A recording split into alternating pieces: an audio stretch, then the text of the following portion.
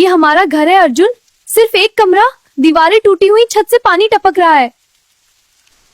हाँ निशा, अभी तो यही है, लेकिन मैं वादा करता हूं धीरे धीरे बेहतर बनाऊंगा। मैंने सोचा भी नहीं था कि मेरी शादी के बाद की जिंदगी ऐसी होगी, जहां किताबों के लिए भी जगह नहीं।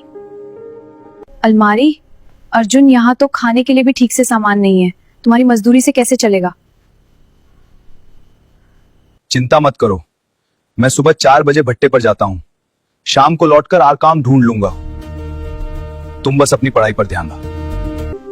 अर्जुन, रात को जब मैं सोती हूँ तो सपने में मुझे थानेदार की वर्दी दिखती है, लेकिन सुबह उठते ही ये चूल्हा और ये गरीबी। निशा, मैं जानता हूं तुम्हारा दिल टूटा है, लेकिन मैं अनपढ़ हूं तो क्या हुआ, मेरी बीवी आईपीएस बनेगी ये सोचकर ही मेरी मेहनत में जान आ जाती है। तुम इतना भरोसा कैसे कर लेते हो? मैं तो खुद अपने भविष्य पर भरोसा खो चुकी हूँ। क्योंकि मैंने तुम्हें देखा है, तुम किताबें पढ़ते वक्त कितनी खुश लगती हो, वो खुशी मैं वापस लाना चाहता हूं। तुम अच्छे इंसान हो अर्जुन, लेकिन समाज क्या कहेगा?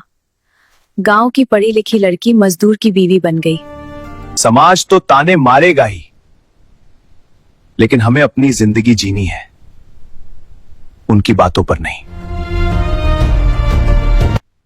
ठीक है, कल से मैं फिर से पढ़ाई शुरू करूंगी, लेकिन घर का खर्चा, मेरी कोचिंग की फीस, वो सब मेरी जिम्मेदारी है, तुम सिर्फ पढ़ाई करो।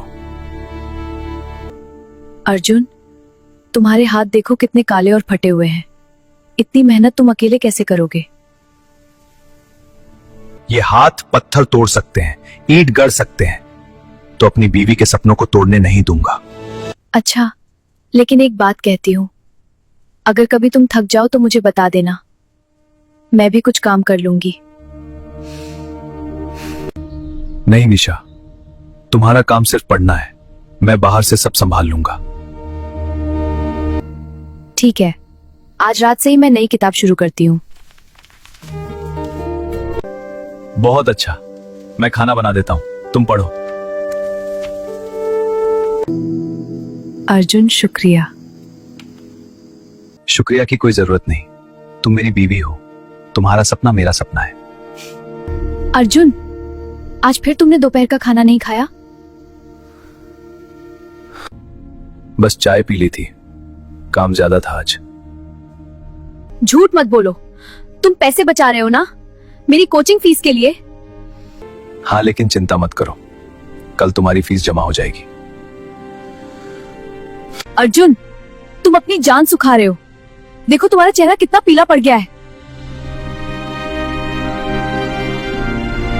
निशा, जब तुम सफल हो जाओगी ना, तब ये सारी तकलीफ काबू खुल जाएगी। लेकिन अगर तुम बीमार पड़ गए तो? मैं नहीं पढ़ूंगा, मेहनत मुझे मजबूत बनाती है। अरे देखो, पढ़ी लिखी मैडम किताबें लिए बैठी है, घर में खाने को दाने नहीं। हाँ रे, अर्जुन दिन रात भट्टे पर पिस रहा है और ये मेम साहब अफसर बनने का सपना देख रही है। कल को ये आईपीएस बन गई तो सबसे पहले इसी अर्जुन को लात मारकर निकाल देगी। बेचारा अर्जुन कोल्हू के बैल की तरह पिस रहा है।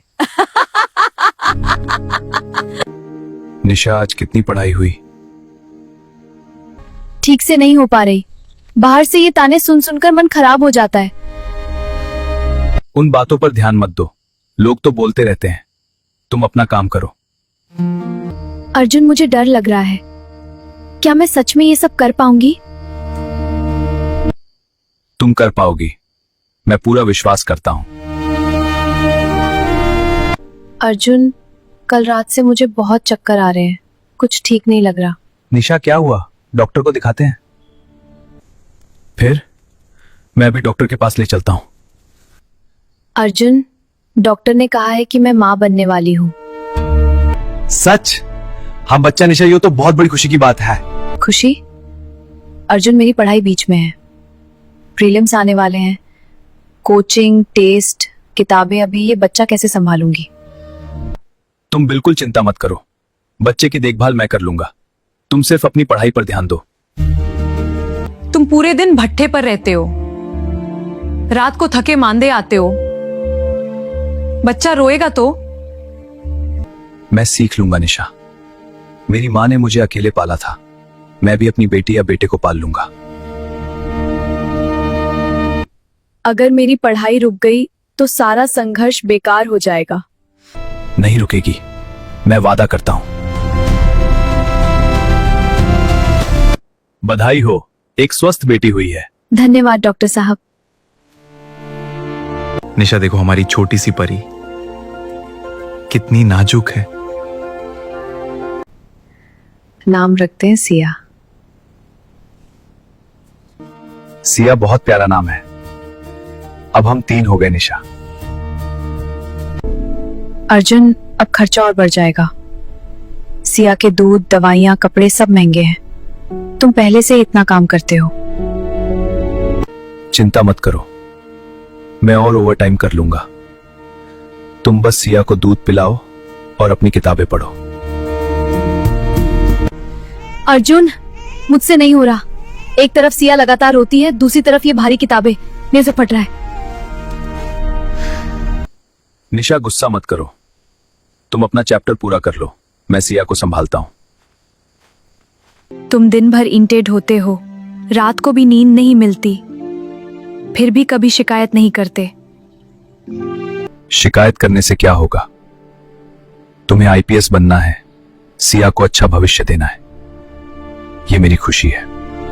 अरे सुन रही हो, अब बच्ची भी आ गई, अर्जुन का बोझ और बढ़ गया। हाँ, दिन रात भट्टे पर पसीना बहाता है और ये निशा अभी भी अफसर बनने का सपना देख रही है।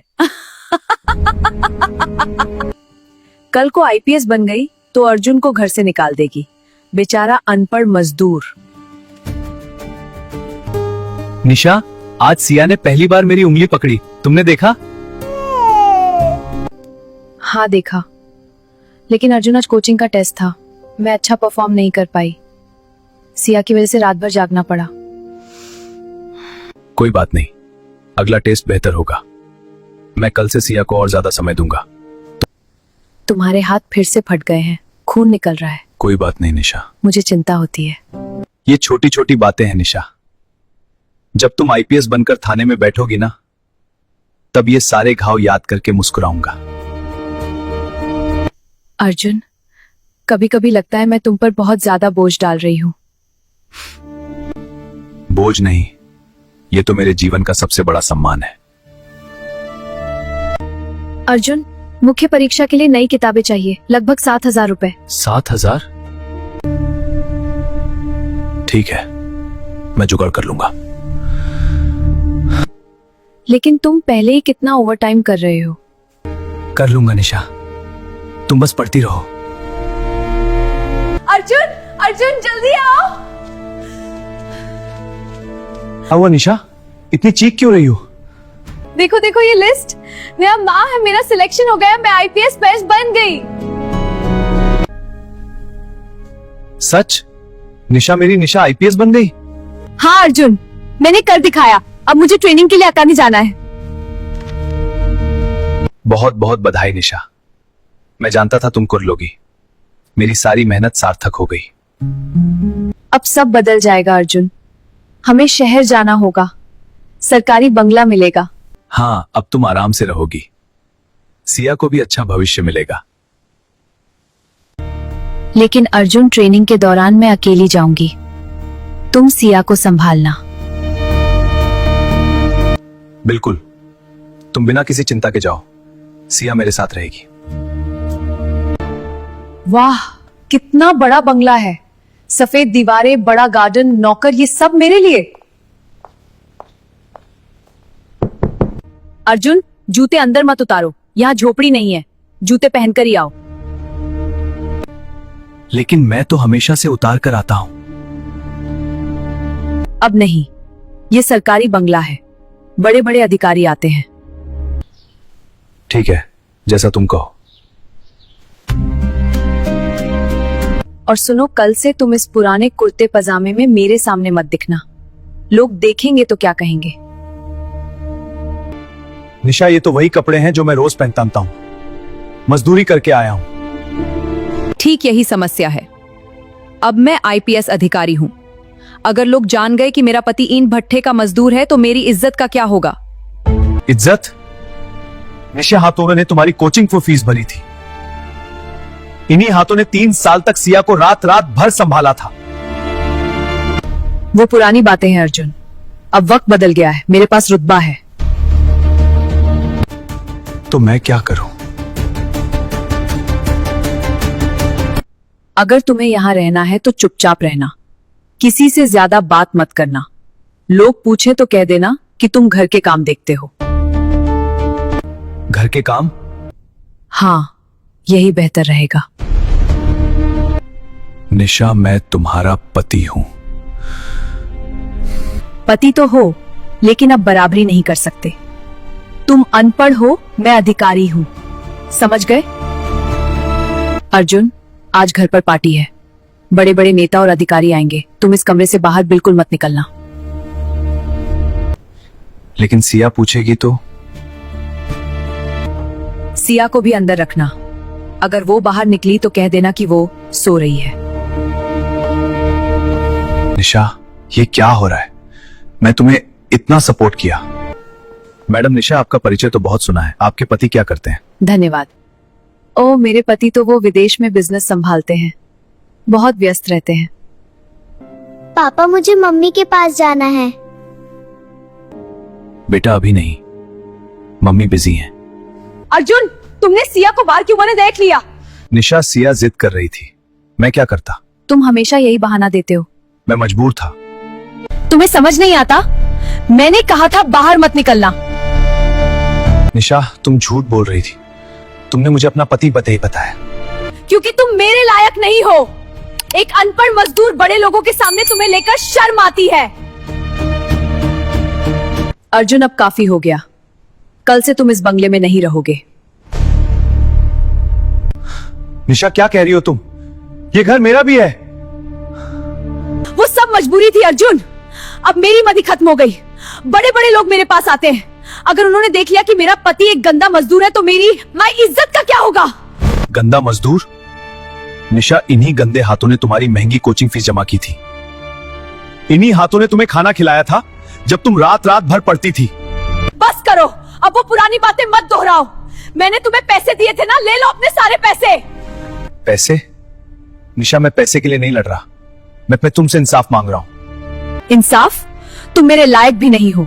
तुम अनपढ़ हो, गंवार हो। मैं आसमान पर हूं और तुम जमीन की धूल हो।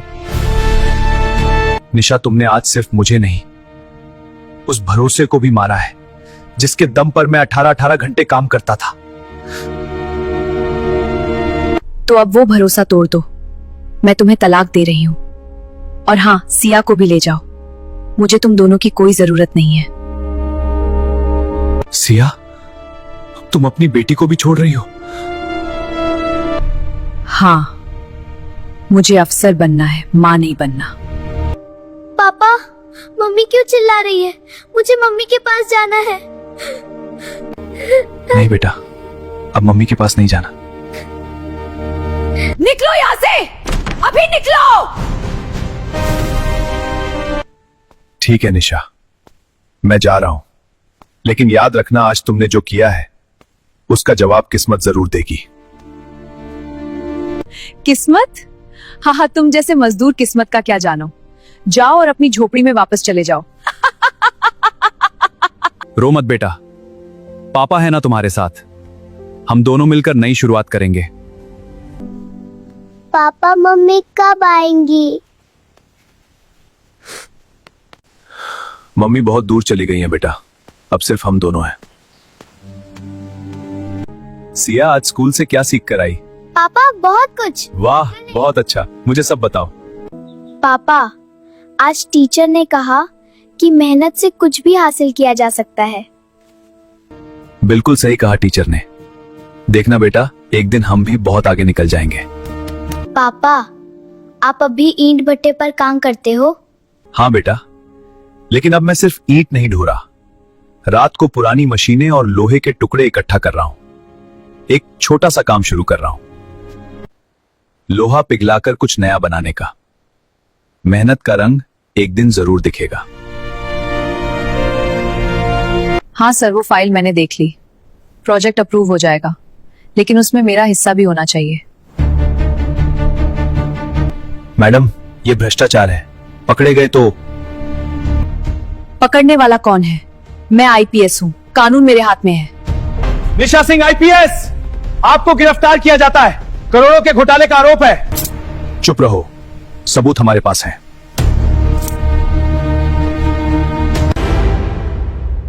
भगवान, ये मेरे साथ कैसे हो गया? 3 साल की सजा से सब कुछ खत्म हो गया। निशा, अब क्या करोगी? नौकरी भी गई, इज्जत भी गई। मुझे नहीं पता, सबने मुझे अकेला था दिया।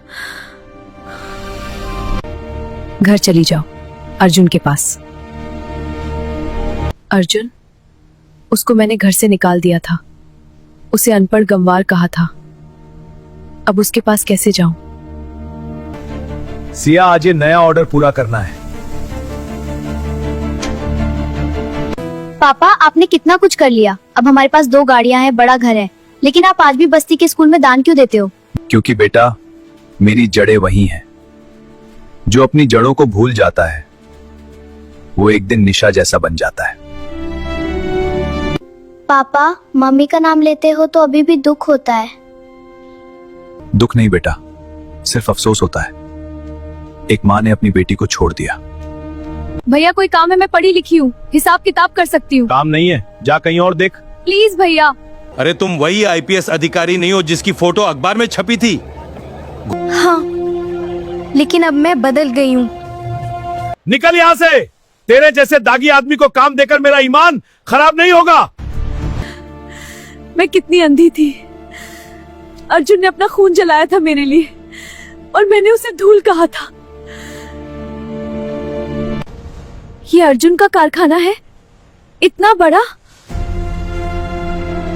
ए औरत, पीछे हट, यहाँ बड़े साहब की गाड़ी आने वाली है। भैया, बस थोड़ी देर खड़े रहने दो, बहुत भूख लगी है। अगर कोई काम हो तो बता दो, झाड़ू पोछा भी कर लूंगी। रुको, साहब आ गए हैं। क्या बात है, ये औरत कौन है?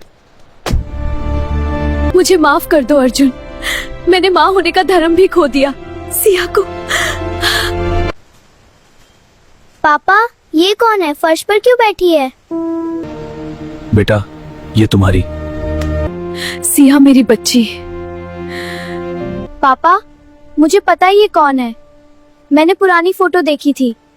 इन्होंने आपको घर से निकाला था, इन्होंने मुझे छोड़ दिया था। सिया बेटा, माफ कर दो माँ को। पापा ने मुझे इंसान बनना सिखाया है, अफसर बनना नहीं। इसीलिए मैं आपको माफ करती हूँ। जिस धूल को आपने ठुकराया था, आज उसी धूल की छांव में आपको रोटी मिल रही है। सिया बेटा, तुम्हारी बात सही है। मैंने धूल को ठुकराया और आज उसी धूल के सामने हाथ जोड़कर खड़ी हूँ। मम्मी, पापा ने मुझे सिखाया है कि कुर्सी से बड़ा किरदार होता है। आपकी कुर्सी चली गई, लेकिन पापा ने मेहनत से अपना किरदार बनाया। उठो निशा, यहाँ फर्श पर बैठने की जरूरत नहीं। अर्जुन, तुमने मुझे माफ कैसे कर दिया? मैंने तुम्हें इतना दर्द दिया। आज मुझे एहसास हुआ कि असली सफलता पैसे या पद से नहीं, इंसानियत से आती है। मैंने पद पाया लेकिन इंसानियत खो दी। अब वो सब बीत गया, तुम यहाँ रह सकती हो, लेकिन एक शर्त है। कोई भी शर्त मान लूंगी। तुम्हें यहाँ एनजीओ में काम करना होगा, गरीब लड़कियों को पढ़ाना होगा, ताकि कोई और निशा अपने सपनों को मजबूरी में न खोए। मैं तैयार हूँ। मैं अब कोई अफसर नहीं, सिर्फ एक इंसान बनना चाहती हूँ। पापा, मम्मी को एनजीओ का मैनेजर बना दो। वो पढ़ी लिखी हैं, गरीब बच्चों की मदद कर सकती हैं। बहुत अच्छा विचार है, तुम बहुत समझदार हो। धन्यवाद पापा, धन्यवाद मम्मी।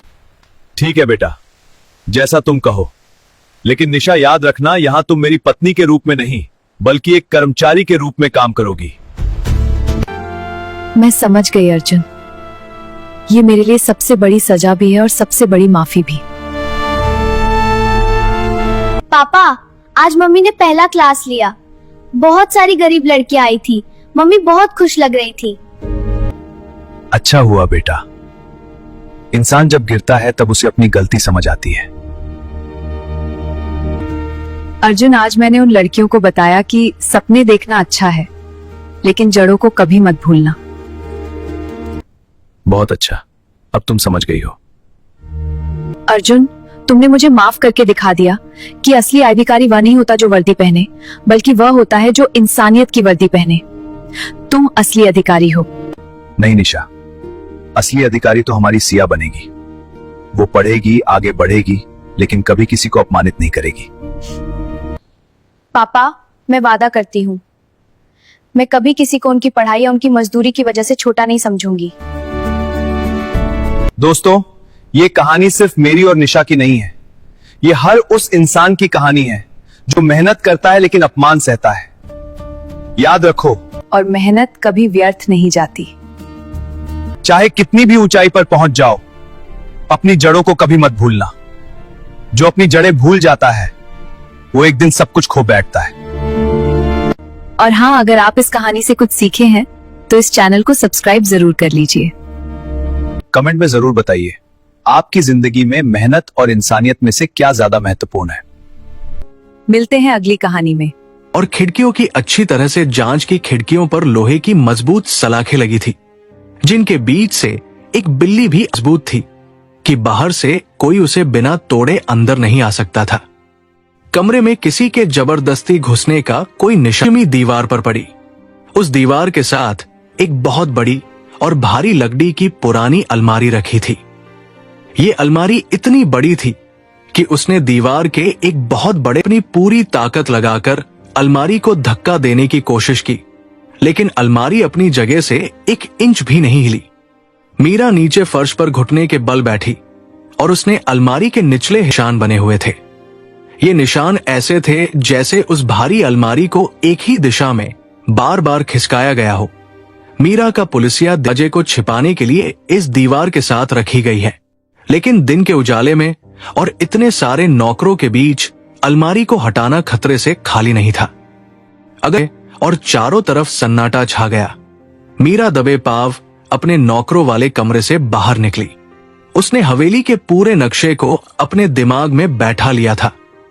उसने वहां बहुत सालों से ताला नहीं खोला गया था।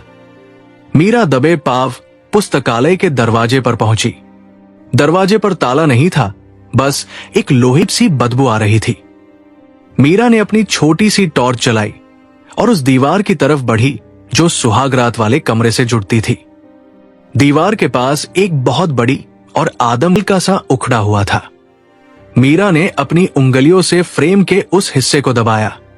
अचानक एक हल्की सी कट की आवाज आई और तस्वीर के पीछे की दीवार का एक अंदर एक बहुत ही संकरा और घुप अंधेरा रास्ता था।